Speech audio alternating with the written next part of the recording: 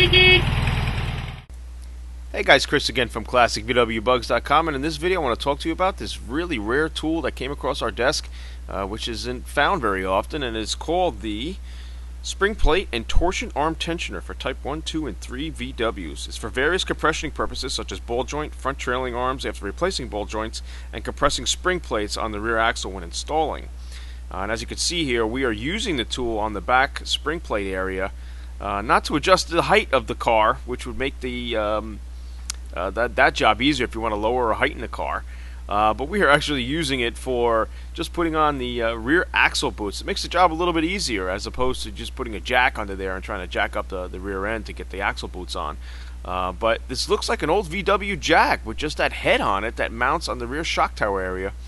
And what we're able to do is compress the spring plates and then be able to get the rear axle boots in a lot easier here. So you see the axle's not hugging or rubbing on the rear horseshoe area that you see that surrounds the transmission.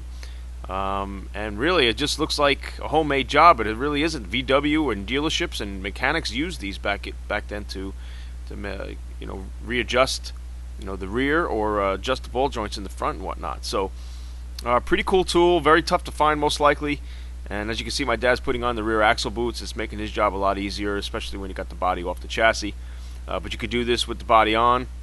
And then there's another tool called the 655/2, and they're in the 500 series and 600 series on the Samba website. If you go into that technical section, you can check that out. So you can use that tool to take off that rear torsion cover there and then make your adjustments accordingly. But here's that other tool that's very similar to the one I just showed you. So that's it for today. If you got any questions, Chris at ClassicVWBugs.com.